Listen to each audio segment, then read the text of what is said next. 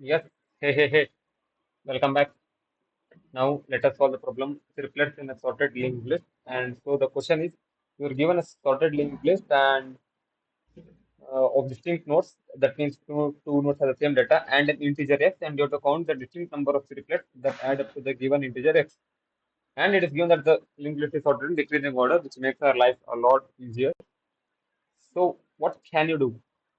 And I think I have seen this problem somewhere, and if you have solved a lot of cases, then you will notice that this problem is very, very similar to the problem three sum, where we follow a very similar approach. Like the difference is that we are given an array and we are given a target. Like three sum, again it has variations, but the variation which I have seen is that you have to count all the triplets which add up to x, which add up to zero or something.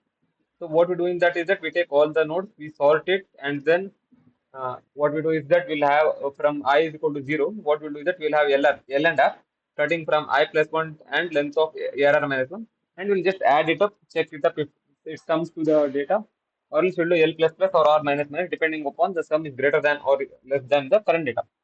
And what we can do is that we can actually follow a very similar approach over here, but you have a very big issue, and the issue is that you are given a single linked list, and in single linked list, you can't go front and back simultaneously. Like either you can go or you can only go in one direction.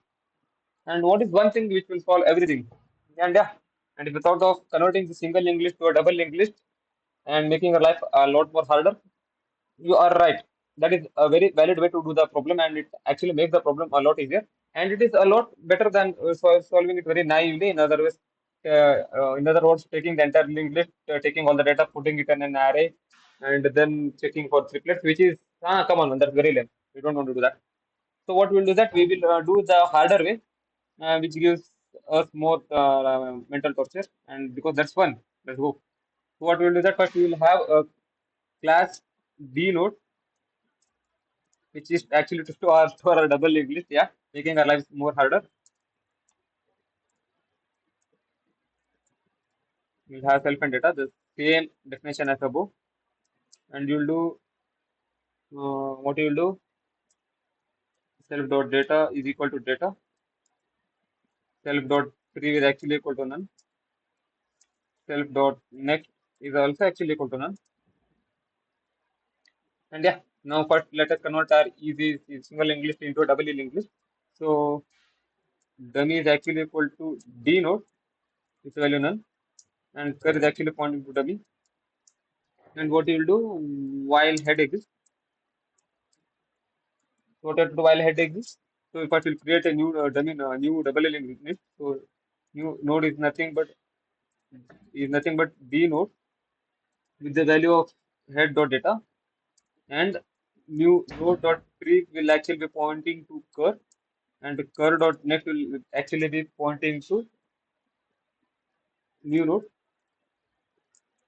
and you will do cur is equal to cur dot next, and you will do dummy, not dummy, I mean head equals head dot next. Yeah, now let's just verify if our double linked list has been created properly. So we'll have again curve pointing to dummy dot next, and we are doing dummy dot next because dummy actually has a dummy node in the beginning, so we don't want to count that also. While while curve exists, let us just print curve dot data, curve dot pre dot data, and curve dot next dot data. But we can't actually do that because curve dot pre might point to none. So we'll do curve dot data and curve dot pre dot data if curve dot pre exists. Else we'll just print none, and we'll do the same thing over here also. If curve dot next exists, else we'll just print none, and we'll do curve is equal to curve dot next, and let's just return the new value of 1 for now, and let's just compile and run it once.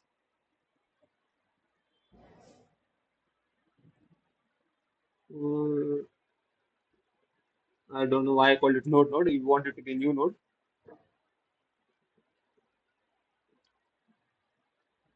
and yeah, let's just check it out. Like yeah, you have 9, and the 9's previous is null because it's dummy. 9's next is 8 as expected. 8's next is 6. 8's previous is 9 as expected.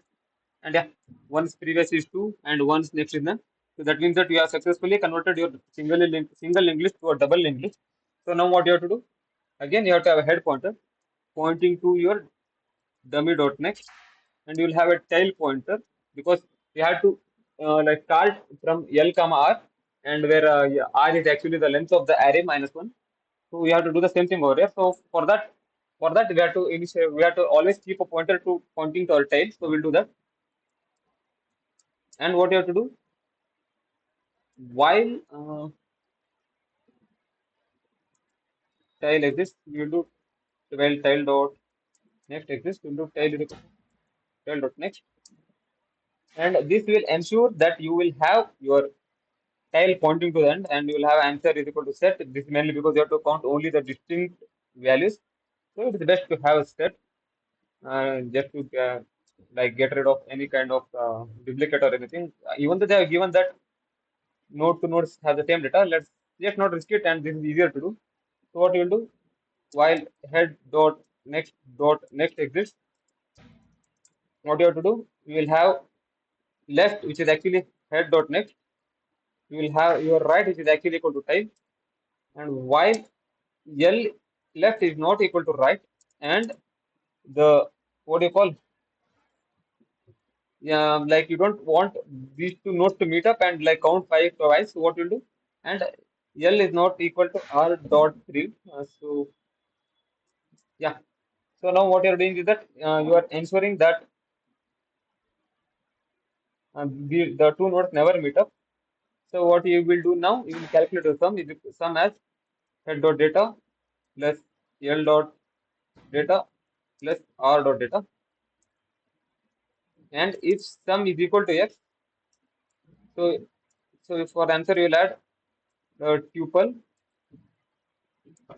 of sorted array of uh, head dot head dot data, L dot data, R dot data, and you'll move your pointer. So L is equal to L dot next, R is equal to R dot three, and L if the sum is greater than x, that means we have to decrement our left pointer over here, right pointer over here, mainly because the answer, the array is in reverse sorted order. So R is equal to R dot three. Else what you will do?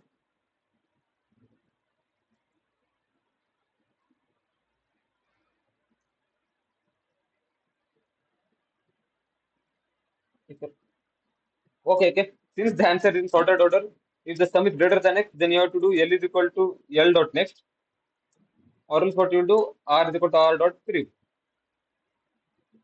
And after doing everything, what you will do? Head is equal to head dot next, and what you will do at the end, you will return the length of answer. Let's just compile and run it on. Yeah, this is nothing but the brute force implementation of what we call three sum. If you have done it, so you have, okay, let us, we have made a small mistake somewhere over here. That's why we are getting the value of L or R or data as none. So let's check. So while head exists, and yeah, let's just check head dot next also. Who knows? This should not affect it, but still,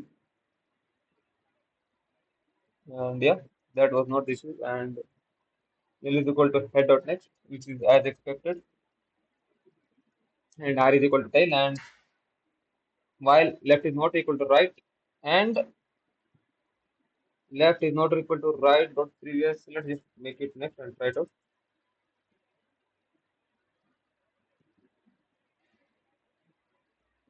Okay, and slowly happening.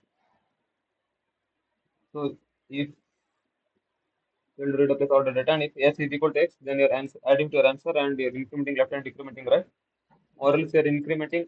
Oh, I don't know what I'm doing over here. So it should be L dot next, and it should be R dot three.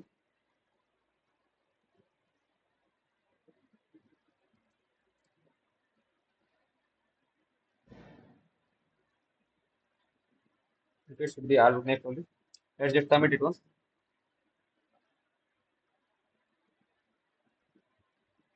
Okay, it's scaling. I don't know why.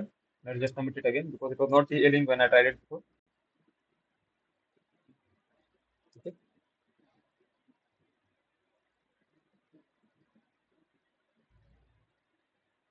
And yeah, this is very mysterious. Sometimes this solution changes and sometimes it does not. Just as you saw now, the same code ran for the fourth time, but hey, it runs, it runs. And yeah, that's all for it. And thank you for watching and goodbye.